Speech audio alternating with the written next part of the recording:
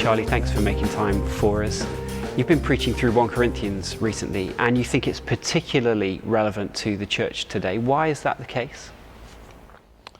I was really excited to be able to preach on 1 Corinthians here at St Helens, partly because I think it's got particular relevance to a church like St Helens. So we're in the middle of a city where people make loads of money, people come because they want to be successful, people come because they want to enjoy London lifestyle, enjoy the things that London can offer. And there's similarities there to Corinth. I mean, there's differences as well, I don't want to overstate it, but Corinth, they cared a lot about their life now.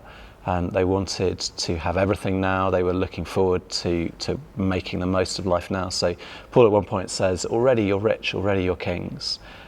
He doesn't think they really are, but that's what they value. They're into being wise and looking wise, into looking rich and powerful.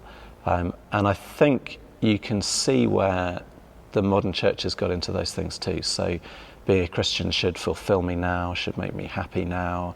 I should chase experiences that will make Christian life good now. And the problems they got into in Corinth, again, just sound like a lot of the problems we have. So they're confused about spiritual gifts and want the most exciting ones. They are confused about freedom and are very into being able to use their own freedom so that Christian life works well for them. They're confused about morality, doing all sorts of things that again fit church debates now, and they're really divided. They're keen on who's the best church, who's the best church leader, who will make them look best. And so I don't want to run down our church here completely, but there's things about St Helens that mean we'd be particularly in danger of those things. So we are moderately successful, I guess you'd say. We're not in terms of the number of people out there we're trying to reach. We're tiny. We're not in world terms, but it's easy to come here and look at a reasonably large crowd of young people, see some of them have good jobs, some of them have good degrees, and think that being a Christian is about being wise and successful. And the wider church in Britain is full of the same sort of things. We divide, we boast about our churches and things like that. We all appreciate good and faithful preachers. What's the danger of celebrity preachers? Yeah, thank you. So in chapter 1, their danger is that they've been following a preacher and arguing about who had the best one, so Apollos or Paul or Cephas. And Paul, in the first 4 chapters, he takes them through what's wrong in their thinking. And it's not till chapter 3 he talks about preachers and says basically they are servants. So he says, chapter 3, verse 4, when one says I follow Paul, the other says I follow Apollos. Verse 5, what then is Apollos? What's Paul? They're only servants through whom you believed. So, and he develops that. Preachers are servants, they're farmers or gardeners, they're builders, and they have a role in working on the church, but they're not anyone special. And actually you care about what sort of job they did rather than about them and particularly how powerful, how wise, how successful they look. So the danger with a celebrity preacher is particularly now, I think in a way it's only the same as books always used to do. People could get a book by their favourite preacher and read it, but most of us are too lazy to read many books, whereas you can get an internet video or a sermon download and instantly be getting someone you want to hear. And the danger with that is that you get someone's very best material edited up to look nice, and you listen to it and think this is what I should want all the time. So there's a danger there in terms of you go to your normal church and think actually this isn't what I was listening to this morning. Why should I get out of bed? The danger is we value the preacher for how entertaining they are, how interesting it is, how scandalous even. Did the preacher really shock us or really criticise someone else? And some of the things that were Corinthian dangers begin to be what we look for. Do they make us feel wise and clever? Do they make us feel like we're the best because we agree with them? That sort of thing. I think those are all dangers of it. What's the difference between honouring and esteeming good and faithful preachers and turning them into celebrities? Yeah, so I think if they're servants, then the right thing to say to preachers is thank you for your work. So you thank them for the effort put in. And Paul talks about rewards even. So I think just as in every sphere of Christian ministry, God is generous. It's right to be thanking people for hard work they do, but not for success or I don't know, cleverness or power. Those are all things picked up in chapter 1.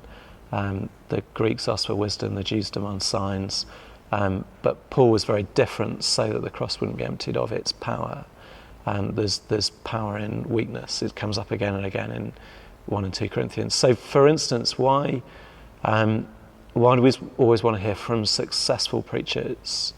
Why do we think that because somebody has been successful, they're therefore the best people to hear from? And that's all over the place, isn't it? We want to read the books from the people who are successful. We want to bring over speakers who've grown big churches and are successful.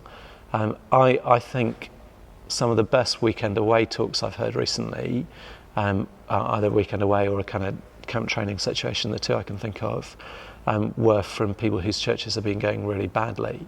Lots of opposition or lots of failure, and actually it was the things they'd learnt through that experience, but also it was the hard work they'd done in the text, the hard work they'd put in to teach us and make what they said fit to us and teach God's word faithfully. That's what made their talks very good, rather than bringing someone who's successful. And so I just think it's a real danger that we want the wrong things, so we ask the wrong people, and we get things that reinforce our dangers. Why do you think we want these wrong things from our preachers? I think part of it is insecurity. So you can see that in Corinth. They're in the middle of this huge world trading city. They are in kind of Greek intellectual culture.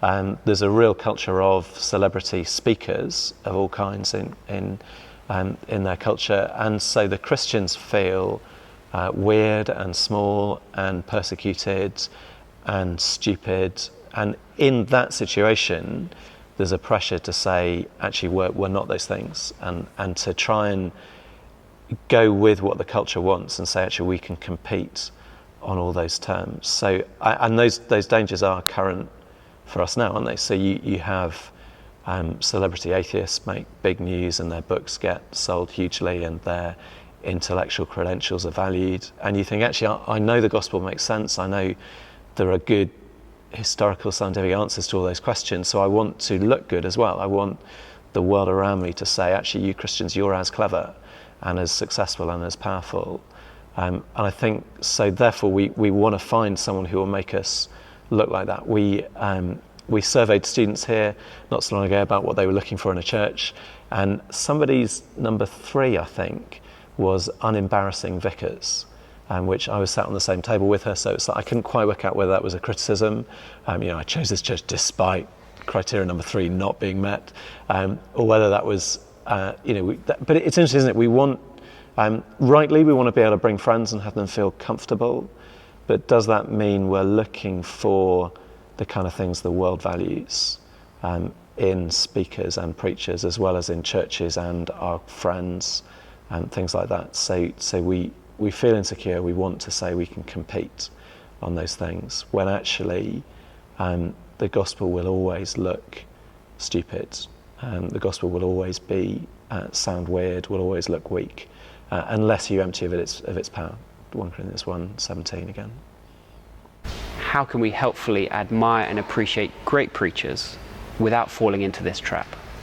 Yeah, thank you. I think you need to work out what a great preacher is.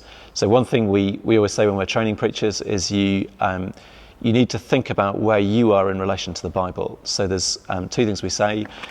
One is that the Bible should be an authority over you.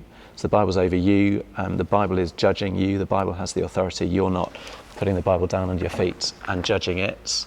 So is the Bible above you or below you? The other thing, though, I think that's important on this question is when you're speaking, are people getting the Bible or not? Is that what you want to happen? So are you speaking so that you're in the way so that people think they've come to hear the Bible, but actually what they'll remember is you and what you said, or this probably won't work very well on camera, but is the Bible the thing that they remember? Are you hidden behind the Bible? If someone goes away and they remember the preacher and what the preacher was like and his funny stories and his wise words, but they don't remember the passage, then I think that's a failure. And what's sad about it is it's a failure that it's really easy to want as a preacher. I want people to think that was funny or that was interesting or that was helpful, but actually great preaching would be someone goes away thinking that passage was amazing, that passage was wise, that the thing that the Bible said is really important, is really useful. And ideally, you almost want people not to remember who was preaching in a few weeks' time, but to remember the passage and think, when my friend asks me a question, I know I want to go to 1 Corinthians chapter 1, but I can't remember who was preaching, but I remember this is what the passage says, and this is what will help me. It's just a real danger to play for the opposite, and for us to value preachers for the opposite thing. So we ought to have celebrity passages, I think, not celebrity preachers, but it's hard, isn't it? Charlie, thank you very much for taking time to join us.